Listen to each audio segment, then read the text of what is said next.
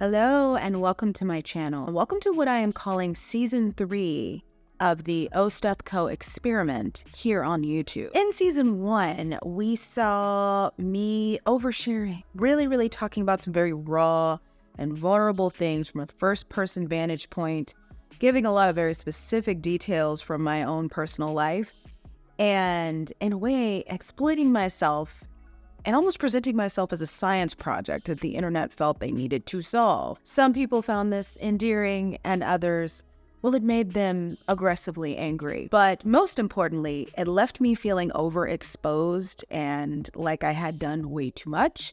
So at the beginning of this year, I made the decision to pull down a lot of that content and pivot into what I am calling Season 2, which was when I decided to take an objective look at what everybody was doing on social media. I highlighted some important themes that I saw running through some of the scandals that came about this year. And I tried to use my personal experience as a way of validating some of the opinions and perspectives that I had on those themes. Sometimes that worked out well for me, sometimes it didn't. But it did start to become a little bit wooden. And I think my takes were almost predictable at a certain point. I mean, just from my personal standpoint, going back and watching the videos that I produced this year, it definitely feels like I had a vendetta or I had a specific theme I really wanted to drive home. And, at a certain point, it's like, okay, girl, we get it. Then there was my short-lived era as a reality TV critic. Critiquing reality TV is a pool that I wanted to jump into. And I definitely jumped off the high dive into the deep end when I was reviewing Love is Blind. I think I always knew I didn't have the best of opinions. And by the best, I just mean the most popular of opinions on the show. But I really knew that it was going to probably be a tough arena for me to be in when I decided to give away the ending to Season 5. And a lot of people did not want that. And, I've already explained and already talked about that decision and where it came from. But let's just say I began to regret and want to retreat away from the concept of covering and talking about reality TV. So that brought me to a question. If I'm not going to talk about my own gritty and traumatic personal experiences, and I'm not going to talk about the same thing when it comes to what's happening on social media, I'm going to stay away from reality TV. What can I discuss on my YouTube channel? So I decided that for this season, for the next round of content, I'm going to take it back to what my original focus was. I wanted to talk about things that really affect the mental health and the emotional health of people in my demographic, people around my age, people with my life experience, people with my interests. And yes, of course, I would find a lot of these topics on social media. But some of this stuff is also going to be things that I've just been thinking about for a while. And yes, sometimes I might use my personal experiences, but not in the way that I have been. And I think this should be an interesting round of content. And I hope that you stay along for the ride and continue to check these videos out as they come. In this first video of Season 3, we'll call it Video 3.1, I wanted to take a moment and talk about friendship. I got the idea for this video when I was scrolling through my TikTok saves, and I came across this TikTok that was posted a couple of months ago. What's up, girlie? Hey, what are you up to? My grandma just died, so I'm headed to the hospital. Oh my god. Oh, my grandpa died too. Oh my Hold on. god. Hey, can I call you back in 2 seconds? Yeah, of course. Sorry, I'm being robbed at gunpoint. What? Are you serious? My car's making these weird noises. Do you think I should take it? Oh, you are not gonna believe what just happened. What the? Are you busy? It's obviously over-dramatized and it's obviously heavily satirized, but it is a very real occurrence that happens in friendships every single day. I don't really see it talked about. And so I wanted to make a video where I discuss what it's like being that friend on the other end of the phone call. The one who has situation after situation after situation, an odyssey of personal experiences that they are asking you, their support system, to dial into. What it's like being that person and what kind of support that friend actually might need. But before I get started, I'd like to thank the sponsor of today's video, the Endel app. As much as we all want to live lives that are good vibes only and chill and positive and no bumps in the road, unfortunately, things do happen. And when you are going through it, whether you're the person that's going through it or you're supporting somebody that's going through it, you can experience stress, anxiety. You can experience changes in your mental clarity that messes with your ability to be creative and productive. And in those situations, you might want to use the Endel app. Endel is an environment-based app that takes everything we know about sound and combines it with cutting-edge technology. The result is real-time personalized soundscapes. They're designed to help you relax, focus, and sleep. Endel is informed by science, created with science, and backed by science. Endel gives you soundscapes that can help you relax, which means that they calm and soothe anxiety. They can help you focus because they boost productivity by helping you concentrate for longer periods of time. And they can help you sleep by soothing you into a deep sleep with comforting sounds. Endel works because of patented core technology, Endel Pacific, which uses AI to adapt your specific soundscapes in real time to personal inputs that you give it, such as things that have to do with the weather or your location. Many users claim that Endel helped with ADHD, tinnitus, and even helped soothe disruptive sleep patterns. I know that for myself, I am not a person that's maybe necessarily responded to like white noise or brown noise, but I really respond to soundscapes. I love them, especially the ones that focus on soothing or help me focus and create and produce more. So I've really enjoyed my time using this app. If you would like to try the Endel app yourself, the first 100 people to click the link below will receive 1 free week of audio experiences. So like I said, I've definitely been on both sides of that phone call in my life, and after experiencing a couple situations where the person that I'm reaching out to for support and for help has retreated, I began to think to myself that there are things I need to do in order to protect and preserve my relationships when I am in a season of my life where I am going through it. The first thing I need to do is be honest with myself about why this is occurring. I think it's all fun and games to laugh and to joke about, that person that can't seem to get it together. But at a certain point, it can be very worrisome. And I think if you're a self-aware person at all and you really are looking to get out of a situation, you do start to ask questions. And I've come up with 2 main reasons why people get into those seasons of their lives where it just seems like everywhere they turn, they've got a new problem. The first reason is that they aren't making the right decisions. I think as much as we want to think that we always act within our best interest, we know that's not true. There are plenty of times where I have started off thinking that,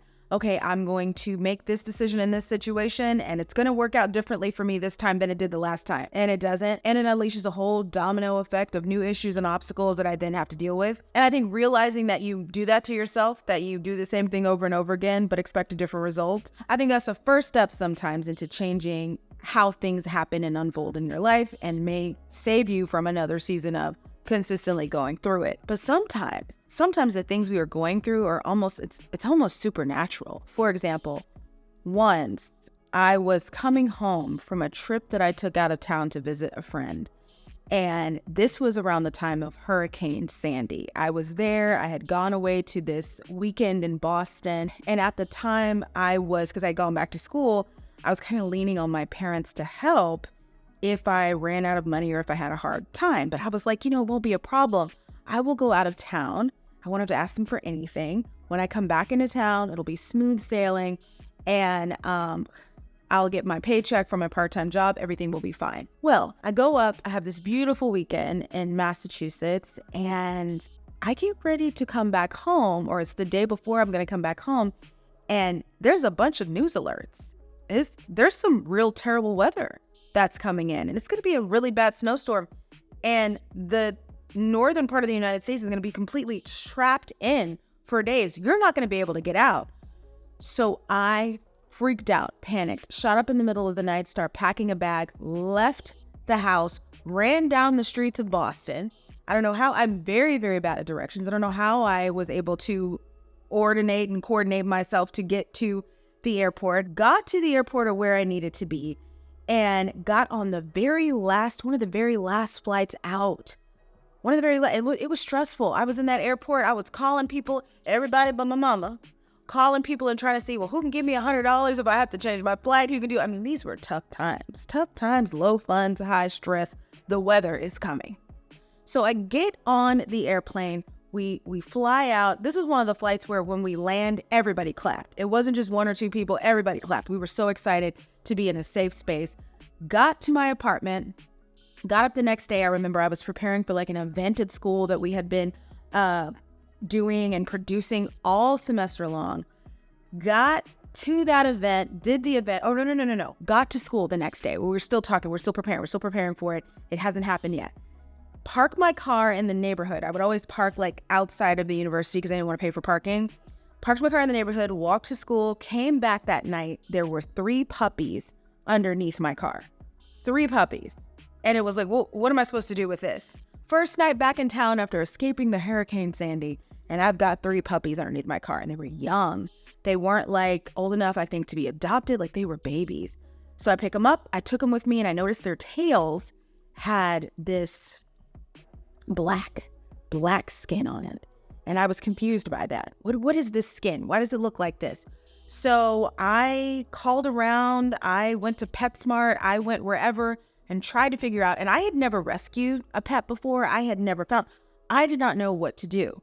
Eventually, I found out that the black on their tails was ringworm. And I didn't know what to do about this. I mean, they'd been in my house. I had given them baths in my bathtub. I had fed them. And I find out that what's on their tails is not just, they didn't just get scarred up. It's not, this is ringworm. They're an active infestation area right now. And it was pretty bad. And I was told that I guess I wasn't told this.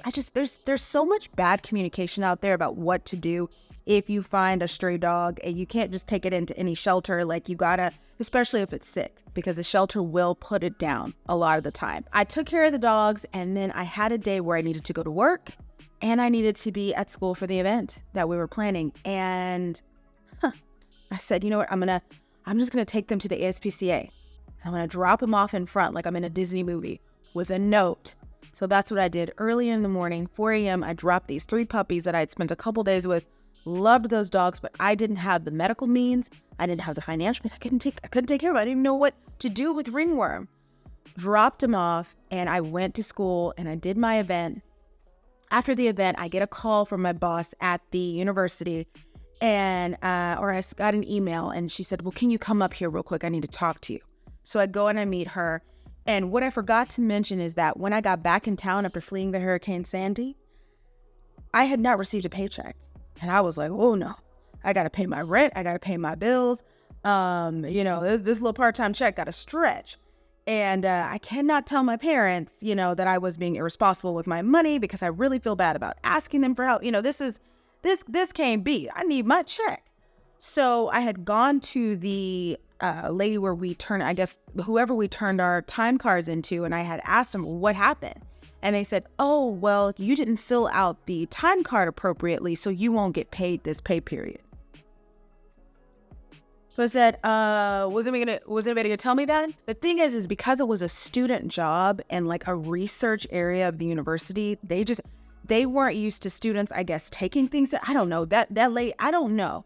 But I would think for me, if somebody turned in a time card and they didn't fill it out properly and they didn't know, there would be some more communication. Hey, here's an email. Hey, I don't know. The point is that it slipped through the cracks. I didn't get a check. And so I'm asking, who can I contact to try and get my check made? Because I need my check. So I ended up contacting who I believe was the head of the head of financial. She was somebody I should not have talked to. And I sent her a message, and she had contacted my boss. And I didn't know that. So my boss had gotten in trouble for not paying or not communicating. So I went and I talked. I was like, hey, what's going on? And she sat me down and she was like, we've enjoyed having you here. But I heard what happened with the whole paycheck situation. And I feel like this isn't a space for you. And I said, well, what do you mean? I did because I was doing a graphic design thing for a section of the university. I said, I did the form and the pamphlet that you wanted, and I filled out the brochure, and I did. Yeah, I know, but maybe you should work somewhere else since money is so important to you. And I was like, oh, okay. So this is a little vengeful. Oh, okay. All right. Well, goodbye. So I left that office feeling pretty down. Yeah, I had, remember, fled a hurricane. Now I got fired from my job. And I said, you know what would make me feel wonderful? I'm going to call into the ASPCA and I'm going to see what happened to those puppies, and I'm just going to get an update. So I called. Beep, boop, beep, boop, beep, boop, beep. And the girl on the other end told me, oh, that was you, huh? Okay. Yeah, we had to put them down immediately. They cannot come in here with ringworm. I'm so sorry. So there I was, a week before, none of these problems. Now all of a sudden, all in the same day, all at the same time, boom, boom, boom, boom, boom, right after the other. And then I went home to take a shower, fell in the tub, just fell straight back, didn't faint, didn't just whoop, slipped and fell back, hit my shoulder. Now, can you imagine if you had to be the friend on the other end of that phone call? That might have been quite a lot. But that also wasn't necessarily a situation that I deserved. I mean, hello, help me out with my paycheck. There was no way for me to know about them puppies. I didn't know. It's one of those things where it's the perfect storm, literally, Hurricane Sandy, but it's the perfect storm for all the wrong things to happen. And I think sometimes when you are that friend where you are going through it, you're in that time of your life where it's just the perfect storm. And everything all happens at once. And it's in those times that you really, really need people around you who know how to respond. And so I wanted to make this video for those times specifically. And here is what your friend who be going through it needs you to know if you're actually going to support them. First thing, they need to know if you have the energy and the space to respond to their situation. I cannot tell you the amount of times that I have been in a perfect storm situation, because it's happened a lot. And I reach out to someone and I can tell they don't have the capacity to respond to this. Either they're dealing with their own stuff or they're just about tapped out with my stories and my odysseys and my experiences. Initially, maybe they don't know that. Initially, maybe they think, yeah, I can listen to this. I've got a little bit. But I'm telling you, the people on the other end of that phone call that reach out to you for support, they can tell when you're at the edge. They can tell by the way you talk to them, by the fact that you're annoyed, that you're slightly resentful, like they can pick up on all that. And so if you're actually going to reach out for support, make sure that you have space for their situation, that you can entertain it, that you can respond accordingly. Because if you can't, you might end up doing more damage to them when they're in a sensitive time of life. The second thing they want you to know is they would like for you to be honest about whether you truly know the truth, whether you know all of the parts of their situation before you respond and try and support. Sometimes this isn't important. Sometimes you just see someone hurting, you see your friends hurting, you're like, whatever you need, I'll be there. But sometimes in order to be there, we really do need qualifiers. Like there's a way you're going to respond if your friend is upset about another Tinder date that, she met up with without knowing very well and he ghosted her. Like there's, you're like, okay, well, this again. There's one way you're going to respond. But then sometimes once you know everything that's happened in the situation, your response level can change. There's a level of empathy and care that you will extend to that person that you maybe wouldn't have extended before. So it's important to know everything that happened from A to Z, sometimes before you extend your support. Also, they would like for you to know, just know it within yourself, that once you know everything that happened, they'd like for you to be honest about whether or not you have the empathy to truly respond. So just like I said, sometimes once you know everything, it can produce a different level of empathy and care. Sometimes you know everything and you're like, okay, that's all you're worried about? More friendships have ended, I'm willing to bet, by somebody telling someone their story, telling them what they're struggling with, and the person responding with, that's not a big deal. You should get over it. Now, there are reasons why people say this. I said this to someone and I still feel bad years later, but it doesn't make it right. When people are dealing with whatever their hurricane is, whatever their perfect storm situation is, it's very painful to them. It doesn't have to seem painful to you. You're not bothered, but to them, it's painful. And pain is not a competition. Pain is not a comparative situation. It is relative to the individual that's involved. So once you know the whole thing, if you're still not able to have that empathy, I know me personally, I would rather you not show up at all. Don't worry about it. I'm good. The next thing, and I think the final thing your friend who be going through it would like for you to know within yourself and about the kind of support they want to receive. Be honest when you've reached your limit. Be honest when you've heard enough. when you've picked up the phone enough. And I think this also depends on the severity of what they're going through, but not always. Not always. Sometimes what they're going through is just incongruent to where you happen to be in life. And you've extended yourself as much as you can to be patient with them, to give them their space, to consider them. Because in the process, you are losing yourself. You're giving everything to them, but losing yourself. And I think people have to be honest about that.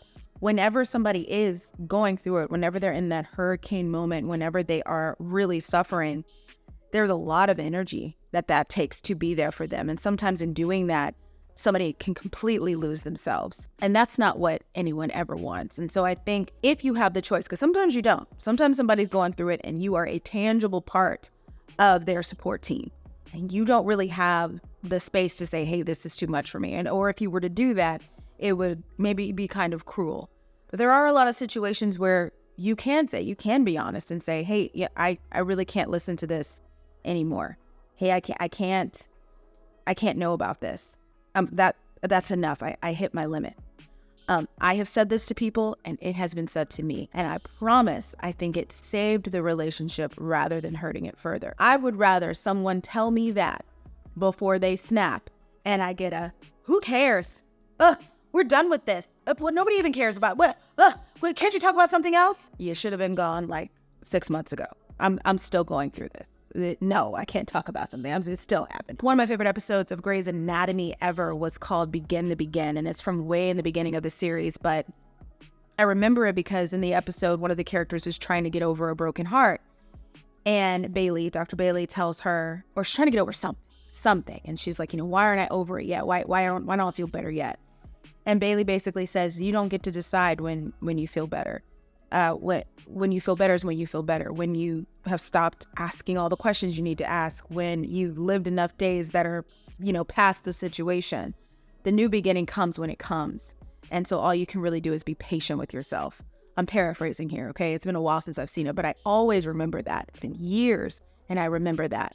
And I think that that's important to keep in mind when you're dealing with somebody who's going through it, is just, it won't last always, but it will last until it lasts.